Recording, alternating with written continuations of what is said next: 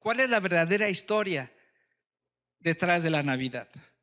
Y yo quisiera realmente tocar un poquito con ustedes este tema y entender y comprender el verdadero motivo y su significado. Porque no es fácil, o sea, nos dejamos llevar por muchas cosas, nos dejamos llevar por el ambiente, nos dejamos llevar por las películas, nos dejamos llevar por los estantes, el comercio, nos dejamos llevar por la tradición, nos dejamos llevar porque es un periodo vacacional, nos dejamos llevar por muchas cosas que realmente nos roban la verdadera esencia de lo que se centra esta fiesta. Para empezar, los orígenes de las fiestas de Navidad, como nosotros hoy las conocemos, que es en diciembre, día 24, 25, el ambiente bonito, los foquitos, los adornos, el arbolito, en fin, toda esta parte, además hasta los suéteres que a muchos de los que estamos aquí hoy traemos, ¿no? O sea, y si lo vemos desde el punto de vista de la televisión, es el espíritu de la Navidad. Pero realmente la Navidad como tal, esa fecha de estos días, comenzó en el año 354 de nuestra era y fue instaurada por un obispo que se llamó Liberio de Roma. Era un romano que él aprovechó este tiempo y ordenó que se instituyera el día 25 de diciembre para celebrar el nacimiento de Cristo. Fue hasta el año 354, ni siquiera fue el día del cumpleaños de Jesús, sino 354 años después, este hombre se le ocurrió decir, vamos a celebrar.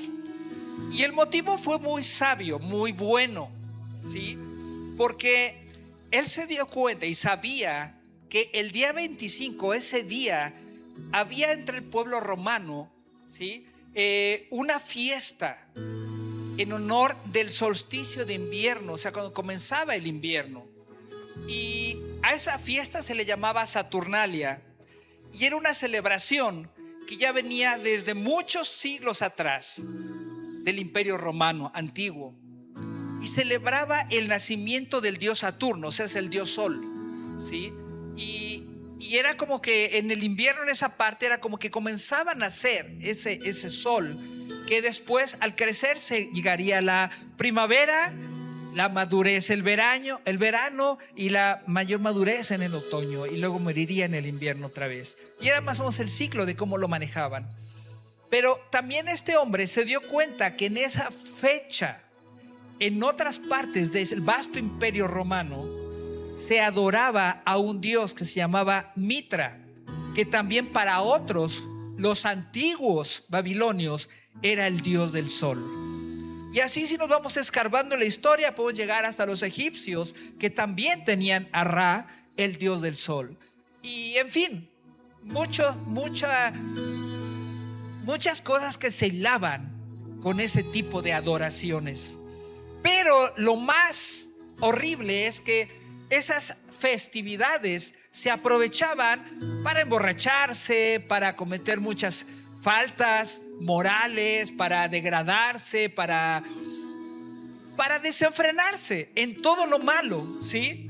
Había demasiado vino, muchas cosas horribles que sucedían. Entonces este Liberio, en el afán de poder parar eso y tratar de hacer las cosas bien, aprovechó, se le ocurrió esa fantástica idea de establecer el día 25 como el nacimiento de Cristo, tratando de apagar un poco todas esas circunstancias que se estaban moviendo. Pero hay otros datos que cambian en mucho lo que hasta hoy conocemos. Hay otra festividad de la época que se llamó la fiesta del natalicio del Sol Invictus, o sea, del Sol invicto, el sol que nunca pierde. Y también era una mezcolanza y también sucedían todas las cosas malas. Pero la realidad nos documenta que el emperador Aureliano, que era otro, ¿sí?, fue quien creó la festividad del Sol Invictus. Entonces hoy día, si podemos preguntar a mucha gente hay como mucha confusión sobre el motivo realmente de la Navidad.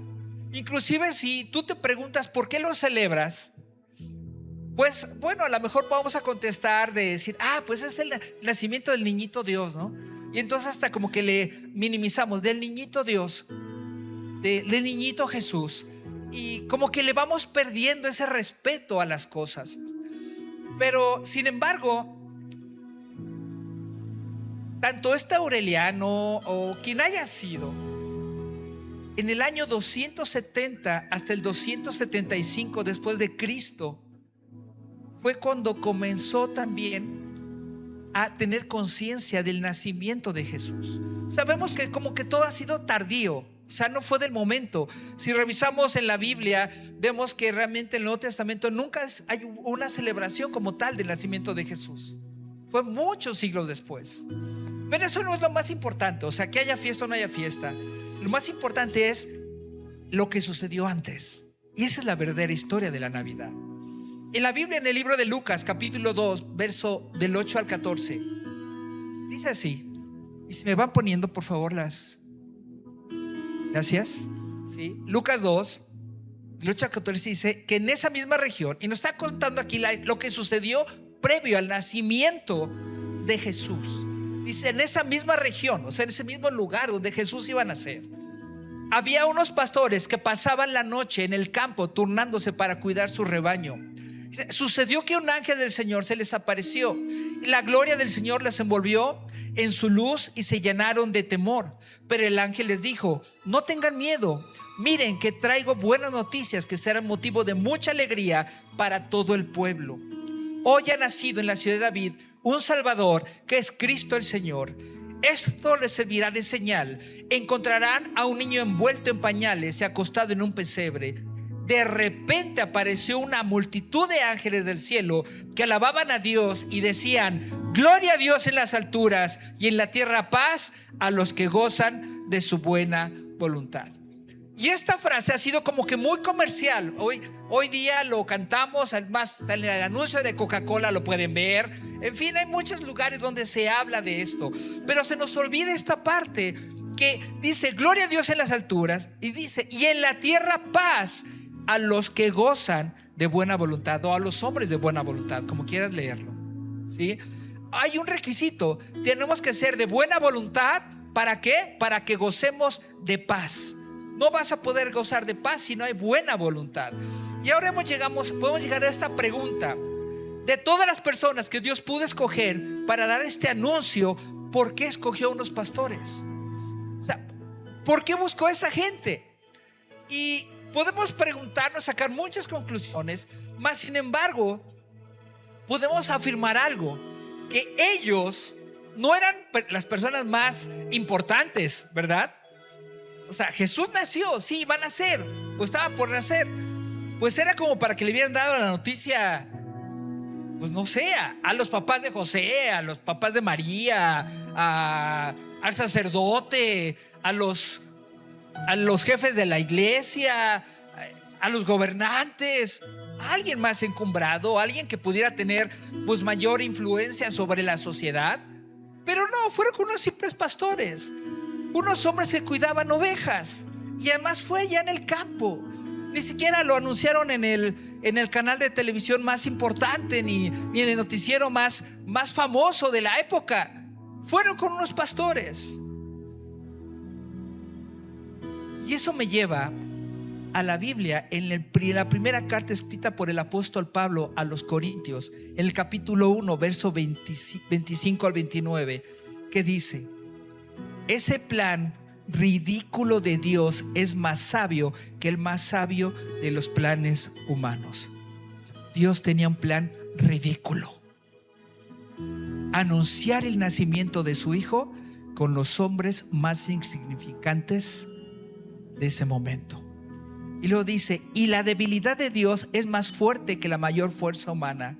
Recuerden, amados hermanos, que pocos de ustedes eran sabios a los ojos del mundo, o poderosos o ricos, cuando Dios los llamó. En cambio, Dios eligió a lo que el mundo considera ridículo para avergonzar a los que se creen sabios, y escogió cosas que no tienen poder para avergonzar a los poderosos. Dios escogió lo despreciado por el mundo, lo que se considera como nada, y lo usó para convertir en nada lo que el mundo considera importante. Como resultado, nadie puede jamás jactarse en presencia de Dios. Dios escogió a lo más sencillo, unos hombres que cuidaban en el campo unos animales, unas ovejas, y a ellos les dieron el mensaje. Imagínense que de repente una gran multitud de ángeles se aparece. ¡Wow! Estos hombres realmente no eran sacerdotes, no eran maestros, no eran escribas, no eran nada importante. Y un gran coro celestial se les aparece y escuchan el concierto más maravilloso de sus vidas. Hoy diríamos, bueno, pues a lo mejor fue así tan multitudinario como el concierto de ayer y antier de Bad Bunny, ¿no? Entonces, y wow, miles de gentes ahí. No, los pastores estaban en primera fila, pero no había nadie más. Y estaba una gran multitud de ángeles con un gran espectáculo allí. Pero lo que muy pocos saben, y hoy día a través de diferentes estudios que ha habido y argumentos que se han encontrado, podemos decir que existía o que existe una gran probabilidad de que esos pastores que estaban cerca de ahí de la región y estaban cuidando a esas ovejas, no estaban cuidando a cualquier tipo de ovejas, estaban cuidando a unas ovejas muy especiales, que eran las que se utilizaban para los sacrificios o los rituales del templo de Jerusalén. Por eso en esa época estaban allí cuidándolos, porque se acercaba el tiempo cercano para las fiestas de las Pascuas. Y entonces allí ellos cuidaban al rebaño que iba después a ser sacrificado. Es lo que dicen hoy día muchos estudiosos sobre el tema. Pero también ellos sabían que cuando nacían las pequeñas crías y que eran perfectas, sin mancha, las envolvían en un lienzo y las ponían sobre un pesebre, y allí estaba. Entonces toma como más sentido ese mensaje que leímos de Lucas, que hallarán al niño envuelto en pañales, acostado en un pesebre, ¿sí? Y entonces a los pastores no se les hizo extraño el mensaje que que los ángeles les habían dado. Sabían de qué se trataba, lo entendían muy bien. Y entonces podemos darnos cuenta cómo todo se fue armando como un rompecabezas muy perfecto. Y vemos ahí una imagen de un pesebre encontrado en excavaciones que más o menos todavía hoy día se utilizan, pero en ese tiempo eran así. Más o menos era el lugar donde depositaron al bebé Jesús que acababa de nacer, ¿sí? ¿Por qué los ponían ahí? Porque solamente allí no se caían en los bebés o los animalitos. Cuando los ponían ahí, estaban resguardados y bien envueltos, no pasaban ningún problema. Pero sin embargo hay otro dato más. En la Navidad la historia y las fábulas nos han mostrado que hubo 3 personajes que también estuvieron involucrados, ¿sí o no? Y se les conoce como ¿qué? Los 3 reyes magos: Melchor, Gaspar y Baltasar, ¿no? Y bueno, pues buscando realmente la Biblia no habla ni que eran 3, y ni mucho menos les pone nombres, ¿no? O sea, no existen. Pero la historia hoy día nos los ha encajado en este momento. Y cuando se supone que ellos llegaron casi 1 o 2 años posteriores al nacimiento de Jesús, porque el niño ya estaba grandecito, o sea, ya no era un bebé, ya encontraron al niño, ¿sí? Pero sin embargo, siempre se ha dicho que no se sabe quiénes eran, o nada más sabe que venían del oriente, pero no se sabe más.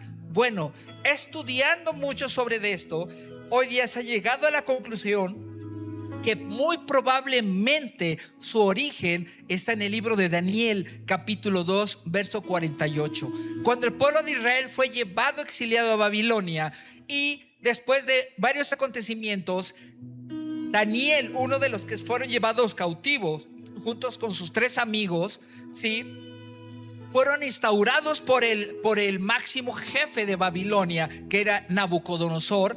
Y a Daniel se le puso como jefe de todos los sabios. Algunas traducciones hablan de todos los magos, porque magos no era como el que saca el conejo del sombrero, sino los magos se refiere a hombres sabios que sabían leer los astros, que eran astrólogos, astrónomos, ¿sí? Tenían mucho conocimiento, se les llamaba magos o sabios, y Daniel fue puesto sobre de ellos. Entonces se dice que Daniel comenzó a enseñarles y a compartirles a muchos de ellos las revelaciones y profecías que había en el Antiguo Testamento, como aquella que está en el libro de Números, capítulo 24, verso 17, que habla sobre el Mesías. Entonces, muchos teólogos han llegado a la conclusión que esos magos que venían de Oriente, de hecho Babilonia o la antigua Babilonia quedaba al oriente de Jerusalén. Entonces se dice que ellos muy probablemente vendrían de esas regiones que hoy es Turquía, ¿sí?, la región de Turquía, que llegarían y llegaron con ese conocimiento. Por eso ellos sabían acerca del nacimiento de ese rey y de la estrella que iba a anunciar ese nacimiento. Hay muchísimos detalles que podríamos encontrar en torno al nacimiento del Hijo de Dios, pero nada de eso tendría sentido si no le permitimos que ese Dios nazca en nuestros corazones. Así que te quiero pedir que te pongas de pie. Nada de estas fiestas, nada de estas festividades, nada de estos motivos tendrían razón de ser si no permitimos que el niño Dios, que ya no es niño, sino es Dios eterno, nazca en nuestros corazones y que Él esté allí. Ciertamente en esta obra de teatro que vimos se centró en el tema del perdón, y hoy día es algo que nos cuesta mucho trabajo entender. Hoy día la sociedad nos ha hecho insensibles a pedir perdón y recibir perdón. Nos ha hecho muy insensibles a olvidar los agravios que nos han causado, los daños que nos han cometido. Y a veces hay daños tan profundos como es el abandono de papá o de mamá de nuestros hogares, aún desde que somos muy pequeños, o esos agravios de que porque yo tengo tal o cual enfermedad, si me heredaron y me cayeron y me pusieron y todo. Y a veces tenemos un rencor tan fuerte sobre todo esto que sucede en nuestras vidas. Es por eso que hoy más que nunca debemos preguntarnos si simplemente celebro una festividad emotiva y aprovecho para dejar que fluya el espíritu de la Navidad, o verdaderamente somos conscientes de que el Hijo de Dios está haciendo en nosotros algo maravilloso. Termino con esta lectura del libro de Filipenses capítulo 2 verso 6 al 7, que dice así, Filipenses 2 del 6 al 7, que siendo por naturaleza Dios, y está hablando de Jesús, quien siendo por naturaleza Dios no consideró el ser igual a Dios como algo a que aferrarse. Por el contrario, se rebajó voluntariamente, tomando la naturaleza de siervo y haciéndose semejante a los seres humanos. O sea, Jesús es Dios, y Él no tuvo el ser igual a Dios como algo a lo cual aferrarse. Y Él dijo, no, yo ¿por qué me de rebajar a nacer como un bebé? Que le tengan que cambiar pañales y tener que aprender a comer y aprender a caminar, y que lo tengan que cargar para hacer que repita. Y Jesús, siendo Dios, dijo, yo estoy dispuesto a hacer todo eso por la raza humana. Y Él se humilló a sí mismo, se rebajó a sí mismo voluntariamente, tomando la naturaleza de siervo y haciéndose semejante a los seres humanos. Yo en estos meses cargando a mi nieto, un bebito de 4 meses, pero desde que nació tan indefenso que lo ves, depende de uno para cambiarle del pañal, para darle de comer, para dormirlo, para ver sus necesidades. José y María así arroparon a ese bebé. Siendo Dios, se sujetó a esas limitaciones humanas. ¿Para qué? Para decirte: te amo, te amo, te amo. Para decirte que Él vino a hacer eso por amor a ti y por amor a mí. Así que, ¿por qué no cierras tus ojos ahí donde estás? Yo no sé qué rencores hay en tu vida, qué dolores hay, qué frustraciones tienes, qué cosas te marcan y te duelen tan profundamente que no puedes perdonar. Y hay muchas cosas que inclusive dices: ya ni me acuerdo por qué tanto odio, ya ni me acuerdo por qué tanta frustración. Pero sin embargo sigue el veneno allí en tu corazón, esa tristeza y esa amargura en tu corazón o en nuestros corazones. Hoy es el tiempo de poder pedir perdón, decir: Señor, yo suelto todo eso. Tal vez vienes de un divorcio donde tu esposo o tu exesposa te lastimaron demasiado. O vienes de una orfandad en la que tus padres también te lastimaron muchísimo. O tus hermanos. O a lo mejor recibiste un abuso físico y sexual. O a lo mejor un abuso legal que te llevaron a privarte de la libertad y estuviste preso. O a lo mejor hoy día sigues preso con esas cargas emocionales que no hemos soltado. El verdadero significado de la Navidad no es la festividad desde el 24 y 25 de diciembre. El verdadero significado de la natividad, del nacimiento de Jesús, es traerte libertad. Libertad a tu corazón, libertad a tu vida, libertad a tu espíritu, libertad a tu alma. Hacerte libre. Y así como Abigail fue libre de todo lo que ella traía en su cabeza, o como Fernando con su hermana, y podía haber traído miles de conjeturas ahí. Pero Dios quiere que seamos libres. Así que si hay algo que te ata, si hay algo que te estorba, lleva tu mano a tu corazón. Y eso es simplemente como un acto de fe. No es nada ni para señalarte: ay, mira, él puso su mano en el corazón. No. Simplemente si hay algo que tú necesitas y que tú quieres decir, no importa la edad que tengas, esto funciona desde los más chiquitos hasta los más viejorrones. Dile: Dios, aquí está mi corazón. Yo quiero que esta Navidad tú nazcas en mi vida y yo pueda comprender y entender tu amor maravilloso que es por mí. Que suceda algo profundo en mi corazón, de tal manera que a lo mejor yo no puedo razonarlo, pensarlo o explicarlo, pero que algo verdaderamente profundo sucede en mí.